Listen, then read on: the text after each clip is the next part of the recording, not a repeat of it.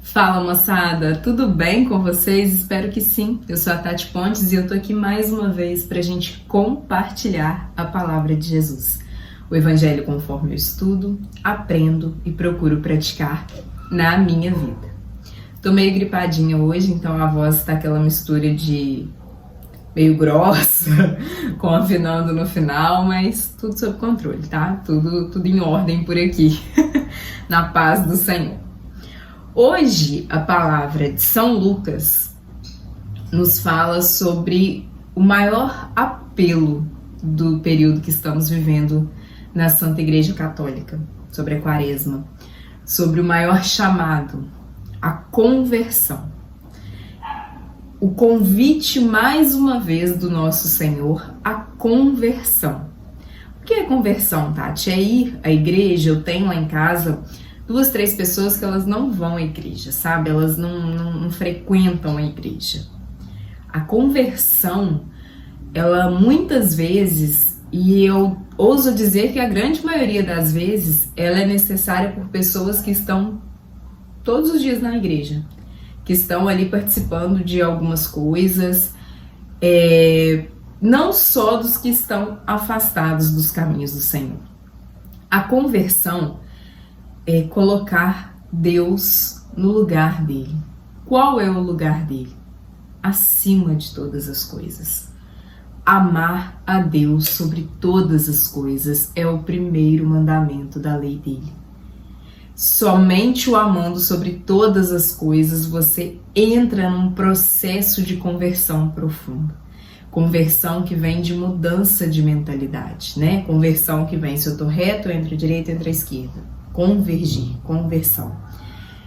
Mudança de mentalidade sobre uma ideia, sobre uma vida, sobre o que eu estou vivendo hoje e sobre o que o Senhor Deus tem para mim.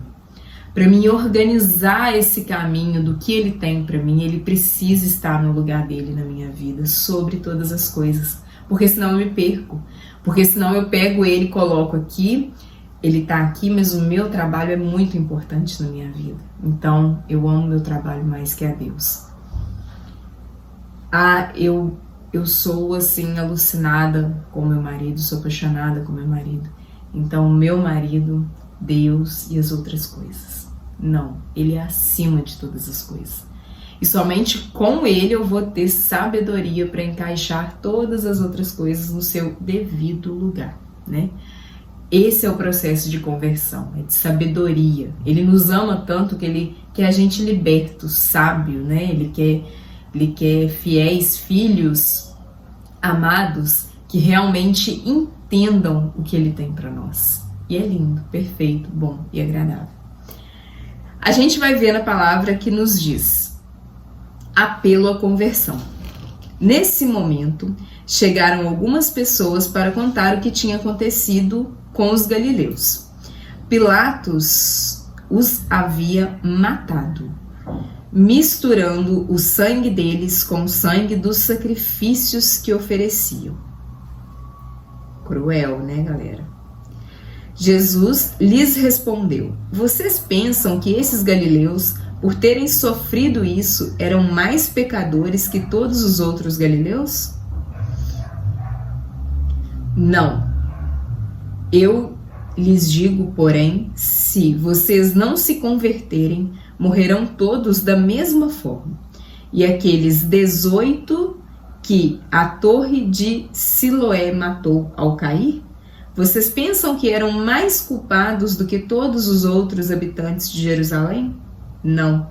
Eu lhes digo, porém, se vocês não se converterem, morrerão todos da mesma forma.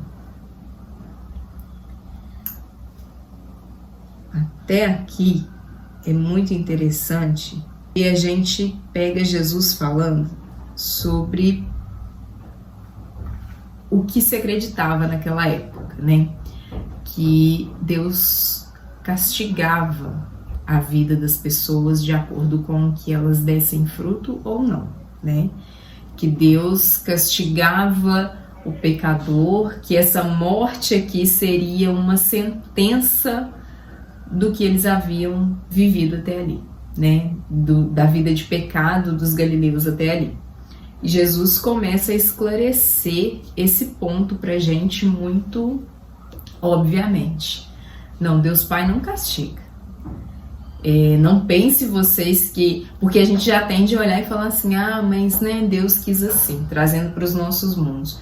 Acontece uma tragédia, acontece uma doença com uma pessoa nova e leva ela daqui a 3 meses de tratamento, acontece um acidente inesperado, acontece um infarto, acontece coisas que a gente não sabe explicar. Crianças, né, ficam doentes e a gente não sabe explicar. E a nossa ânsia por ter essa explicação, o nosso desejo carnal, humano, de ter uma ideia para seguir e confortar a nossa dor, a gente tende a falar assim, mas também aqui se faz, aqui se paga. Também o que a família dessa pessoa fez. Também, ainda hoje, Jesus já explicou, porque até aqui ele falava com as pessoas que lá estavam porque eles acreditavam nisso, né? Eles vinham de um mundo que falava isso para eles, do Deus do castigo. Tanto assim, por conta dos avisos, e aí são casos que Deus Pai sinalizou que precisava, por exemplo, o povo ser liberto do Egito, quando Moisés o libertou. Deus Pai avisou o faraó. Deus Pai usou Moisés para avisar que precisava daquela libertação. Que se você não desse a libertação, aí foi uma conversa de Deus Pai, né? Foi um chamado de Deus Pai, mais uma vez, ao coração duro do faraó. E ainda assim, esse coração não amoleceu. Então, por isso aconteceram aquelas coisas. Então, vindo dessa cultura, eles acreditavam que essa morte cruel, né, que Pilatos fez com os galileus, de usar até o sangue deles como sacrifício dos outros sacrifícios que ele havia oferecido, isso na hora trazia para o povo, não, alguma coisa esses galileus fizeram, não, o pecado deles era gigante. Todas as curas que Jesus fez ali sobre o cego, o mudo, todos, né, eles ficavam com essa... Tem a palavra que eles perguntam, quem pecou? Ele, a família dele, quem pecou? Né? Era como se fosse uma consequência ali do pecado. E Jesus já começa a destrinchar aqui pra gente que não é uma consequência do pecado. Não foi uma consequência do pecado. Grandes coisas ruins podem acontecer a qualquer momento. Grandes tragédias estão sujeitas a acontecer a todo momento. A diferença é que, vivendo sobre essa palavra, você encontra a resposta certa, o alívio certo para sua dor diante de alguma coisa. É o único que preenche o vazio que essas tragédias nos deixam. É o único. Então é pautado nele, é confiando nele e acreditando nessa palavra que ele nos chama a conversão. E aqui ele fala, é muito interessante a gente entender que Jesus lhes respondeu, né? Nesse momento chegaram algumas pessoas para contar o que tinha acontecido com os galileus. E Jesus lhes respondeu. Jesus lhes respondeu sobre a conversão. Sobre se vocês não se converterem, morrerão da mesma forma. E ali foi um choque de realidade para esse povo, porque esse povo achou que estava convertido. Esse povo, ele estava caminhando ali, esse povo sabia das leis, esse povo acreditava, né, na tradição, no que já havia sido falado para ele. E esse povo veio com essa crença, os galileus pecaram muito, morreram assim. Vieram contar isso para Jesus. E Jesus falou assim, vocês acham mesmo que eles pecaram? Deixa eu contar um negócio para vocês. Se vocês não começarem o caminho da conversão, morrerão da mesma forma. É um choque de realidade pra gente que tá na caminhada, pra gente que tá lá dentro da igreja, chego na Santa Missa, sento ali no meu banquinho e já fico procurando, fulano não veio essa semana, fulano tá aqui não, hein? Também, você viu, postou no Instagram, tava na festa, não veio na Santa Missa hoje. Gente, Jesus nos fala, tira a trave do seu olho para depois tirar o cisco do olho do seu irmão. Aqui mais uma vez ele nos diz, se você não se converter, Tatiane, você morrerá da mesma forma que os galileus. Não existe pecado naquele povo que faça ele, que tenha levado eles morrerem da forma que morreram e que pode me livrar porque eu estou na caminhada. Pelo contrário, a quem muito é dado, muito será cobrado. Gente, eu não posso ter a falsa ilusão de acreditar que eu tô no caminho mais retinho ali, eu tô frequentando, né? Eu estou servindo. É de todo o meu coração. É com tudo que eu tenho para oferecer o meu amor. É devolver, gente. Não tem nada mais gratificante do que você devolver ao Senhor o que Ele te deu. Não tem nada mais lindo nessa vida que você dar graças a Deus com a tua vida, com tudo que você é. Dar graças a Deus levando Ele aonde você estiver. Você é chamado. Eu sou cursilista e o que eu mais amo no movimento que eu participo, que eu sirvo, é a ideia de evangelização de ambientes, de evangelizar aonde você está. Eu amo isso. Eu não fui na igreja hoje, mas eu preciso dentro da minha casa dar testemunho da igreja. Eu preciso dentro da minha casa dar testemunho do Jesus que eu sigo. Isso é lindo no movimento que eu sigo. Isso é maravilhoso como eu trabalho na indústria. Eu sou chamada a dar testemunho de Jesus aonde eu estou, lá no meu trabalho. Por mais difícil que seja, por mais lutado que seja, você que é da área da saúde, você que é engenheiro, que é arquiteto, que é advogado, num fórum, na cadeia, aonde você estiver, você é chamado a dar testemunho. E a conversão. Gente, a conversão ela é diária. Para de acreditar que a minha conversão aconteceu quando eu estava afastado, eu não ia na igreja, parará. Um belo dia alguém falou do Senhor para mim, ou eu senti a presença forte de Jesus e voltei para a igreja. Minha conversão aconteceu. Gente, a minha conversão não é estacionada, ela não é parada, ela não é um momento, ela é diária. Ontem eu servi o Senhor, ontem eu estive na presença dele, mas se eu não escolher a minha conversão de hoje, não escolher estar na presença dele de novo, não escolher me alimentar da palavra dele de novo, eu vou cair, eu vou estacionar, eu vou parar e eu vou ter a morte igual a do Galileu. Não existe pecado naquele Galileu que tenha feito ele diferente de mim, que tenha feito ele merecer essa morte não foi por merecimento. Eu preciso entender isso. Jesus nos chama a entender isso hoje na palavra. E depois dessa lapada toda que ele nos deu aqui, né? Porque é muito. E ele nos chama a assumir. É tempo de assumir, é tempo de conversão. Eu preciso assumir essa conversão diária. Eu preciso entender que o maná de ontem não serve para hoje. O maná de ontem ficou no ontem. Eu preciso me alimentar hoje de novo, eu preciso buscar hoje de novo, porque senão eu vou parar. Eu não vou dar conta. Eu vou ficar o tempo todo ali parada achando que o Galileu mereceu morrer, ou que o Galileu teve pecado para morrer, ou que o meu irmão, alguma coisa aconteceu para ele ter tido essa morte trágica. Gente, eu posso ter a morte igual a dele. Se eu não assumir a conversão na minha vida hoje, a minha morte é igual a dele. E a gente fala, quando Jesus fala de morte aqui, é da morte definitiva. É da morte que não nos dará a graça de encontrá-lo. Porque quando você assume a conversão, quando você assume que ele é o Senhor da sua vida e que você quer ir pelos caminhos dele, aí sim, você vai ter uma volta para casa. Não é a morte, é uma volta para casa. Volta para o lugar de onde você veio, né? Do céu, para o céu. Então aqui nesse primeiro momento ele nos fala sobre isso. E ele vem com uma parábola, que são as maiores riquezas que a gente tem de ensinamentos dele, porque as parábolas elas contextualizam o que ele ensinou.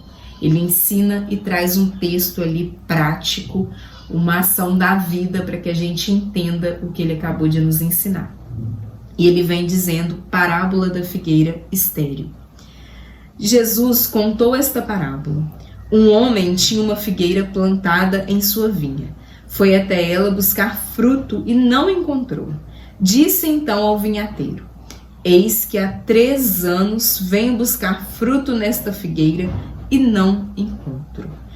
corta, porque deve ela ocupar o terreno inutilmente? Ele respondeu: Senhor, deixa a figueira ainda este ano, enquanto eu cavo ao redor e coloco adubo. Pode ser que assim dê fruto. Se não der, o Senhor a cortará. Mais uma vez ele vem falar do fruto. O fruto que ele espera de nós. O fruto dessa conversão que nós devemos assumir. Porque sim, a conversão, por isso é caminhada. Não pense, gente, que você tem uma forma de chegar aqui na Terra, que você vai estar pronto aqui na Terra e que você vai poder chegar a um certo momento da sua vida que você vai parar bonitinho ali e falar: já aprendi tudo da Bíblia, já li a Bíblia, já sei tudo, já estou pronta para tudo que vier, até meus 80 anos. Gente, isso não existe.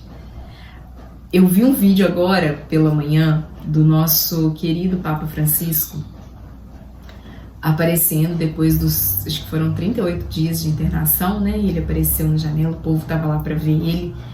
Ele com dificuldade de fala nos abençoou, né? Orou, nos abençoou. Ele não conseguindo respirar, puxando o ar ali com dificuldade de fala. E ele apareceu para aquele povo sedento que está orando por ele, que tá levando, né? Pedindo para que ele continue nos levando, conduzindo a nossa igreja. Gente, eu vi aquele homem ali com o mais frágil da carne e osso, né? Você vê que ele não estava realmente... apareceu um pouco ali mesmo só para falar um pouquinho que fosse. Ele até viu uma senhora com umas flores amarelas e falou que era uma boa pessoa. Então, você olha um homem daquele, um servo do Senhor, que não está pronto, que ele ainda está ali se doando, ele ainda está pedindo, ele ainda está orando por nós. Quem somos nós da fila do pão para achar que estamos prontos? Que já demos todos os frutos da figueira? E pelo contrário, quando Jesus nos fala aqui: Tati, mas como eu vou saber qual o fruto que ele quer de mim? Vai ver lá nas bem-aventuranças, né? Bem-aventurado, bem-aventurado, bem-aventurado. O que é ser bem-aventurado? O que ele pede para mim? Nas bem-aventuranças você vai encontrar uma bem-aventurança que é o que ele quer de você. E você vai ler e vai saber que é. Porque a gente tende a jogar no raso, né? A jogar no genérico ali. Mas bem-aventurados os mansos. Eu sou tão mansa, eu sou tão calma, eu sou tão... Então eu tô bem-aventurada. Bem-aventurados humildes, então eu tô bem-aventurada. Não, você sabe que não. Você sabe que tem ali um fruto que você ainda não deu e que Jesus vem buscar, ele vem buscar no seu coração e não encontrou ainda. E ele vem de novo e ele não encontrou ainda. Há quantos anos ele está vindo buscar e não encontra, vindo buscar e não encontra? Aliás, Deus Pai vem buscar no seu coração e não encontra. Vem buscar no seu coração e não encontra. Vem buscar no seu coração e não encontra. E Deus Pai é um Pai justo, é um Pai justo. Você não pode ocupar a terra fértil inutilmente. Ele precisa achar esse fruto, ele te chama a achar esse fruto. E ele já falou quantas e quantas vezes ao seu coração que ele precisa desse fruto, mas você está jogando por debaixo do tapete, porque você já faz isso. Então isso aí é um detalhe, Deus não está dando conta desse detalhe. Mas ele vem buscar e você sabe que ele está vindo buscar e você não está entregando. Ele está vindo buscar e você não está entregando.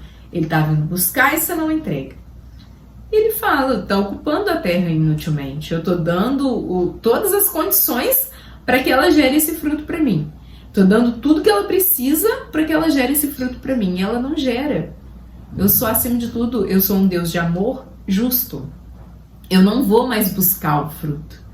Eu não vou mais ir lá pegar aquele fruto, porque eu não estou encontrando. Eu estou indo buscar todas as vezes, não encontro.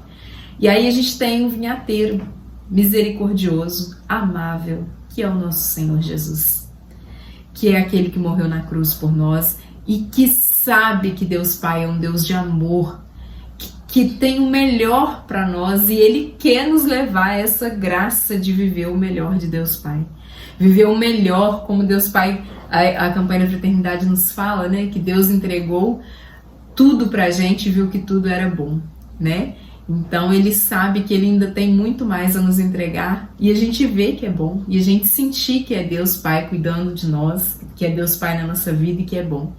Então o vinhateiro, que é Jesus Cristo, vem e fala assim com Deus Pai: Deus Pai, deixa eu adubar mais um ano. Eu sei que o Senhor é justo, por isso eu não te peço, né? Eu não te peço mais tempo, eu te peço um ano. Um ano insistindo com essa pessoa, um ano adubando, um ano podando o que tem que ser podado, o que tem que ser cortado.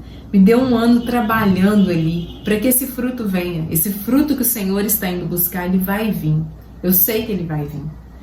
E aí o vinhateiro lindo, maravilhoso, vai adubando a nossa terra ali. Ele vai extraindo de nós, nessas palavras lindas, maravilhosas que ele deixou para nós, para que a gente possa entender o que Deus Pai quer de nós. E quando a gente entende, a gente vê que realmente é um Deus de amor, que realmente era o melhor que ele tinha para mim, era muito bom o que ele tinha para mim, que ele olhou e viu: é bom que eu tenho para você, tá vendo?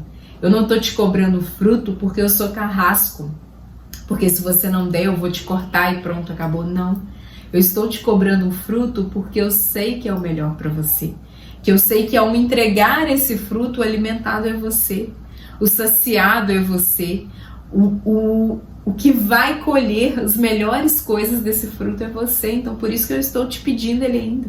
Eu não desisti. E sim, meu filho, ele fala com Jesus, sim, vai, aduba que na misericórdia nós vamos conseguir. E ele consegue o melhor de nós, desde que a gente faça a nossa parte, que é se abrir a essa graça, que é se abrir ao que ele tem para nós, que é entender o que ele tem para nós e buscar o que ele tem para nós e começar, gente, a frutificar. É lindo ver uma vida tocada pelo Senhor, uma vida transformada e convertida pelo Senhor, em processo de conversão. Assuma essa realidade para você hoje.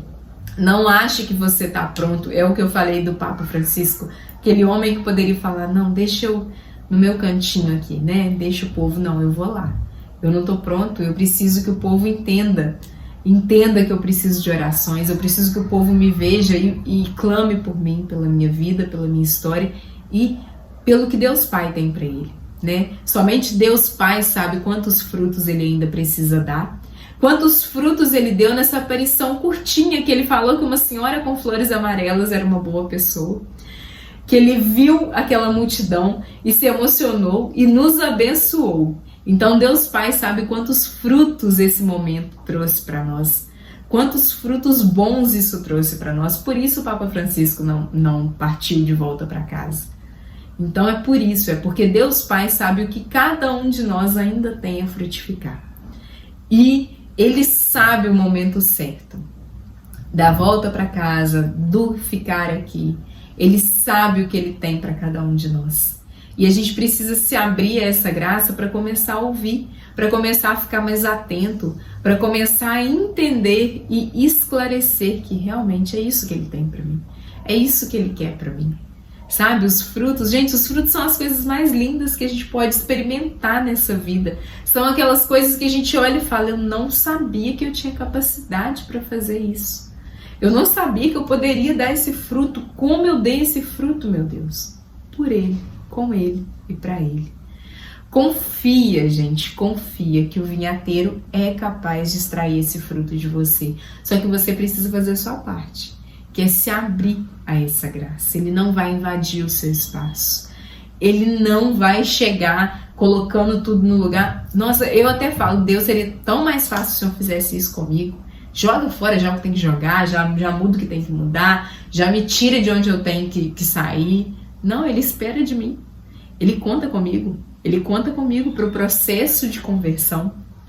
Ele conta com a minha aceitação para que eu entenda que é um processo vitalício.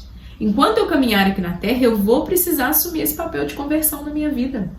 Eu vou precisar entender que eu ainda tenho frutos escondidos, que eu ainda não dei todos os frutos que o Senhor quer de mim. Eu preciso entender e assumir esse papel na minha vida. Ele sabe disso. Então, por isso ele não invade, ele não transforma, ele não faz, ele tá à porta e bate. Se eu abrir, minha filha, aí é só vitória, né? É só conquista. Outra coisa que eu quero chamar vocês a meditar e a viver essa semana. E eu aprendi essa semana e tem me gritado isso de realmente como a gente é falho e como a gente não frutifica nos momentos que a gente faz isso. Não esconder das pessoas o quão maravilhoso é viver na presença do Senhor. Muitas e muitas vezes a gente que está na caminhada tende a relatar aos que não estão que viver com Deus não é fácil, não. Não, o caminho, a porta é estreita, é difícil. A porta é estreita. Não pense que é uma porta larga que vem todo mundo, não. É uma porta estreita. Mas é um caminho lindo, é um caminho cheio de frutos, é um caminho onde você descobre talentos e virtudes que você jamais pensou que poderia ter. São caminhos que você, por você mesmo, ia estar parado, ele falou, nossa, fulano conquistou tudo isso, fulano viveu tudo isso, fulano experimentou o extraordinário numa cura, fulano experimentou o sobrenatural numa cura, por que eu não experimentei? Porque você não está deixando as pessoas verem os frutos que você já experimentou. Então é isso, eu aprendi essa semana que fale, divulgue o quão maravilhoso é estar na presença do Senhor.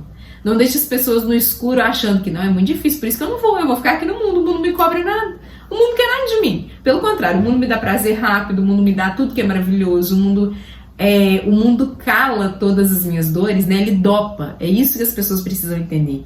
Diferente de caminhar com Cristo e não caminhar com Cristo você vai ter a cura real das suas dores. É real, não é superficial, não é dopar o que te machuca, não é curar.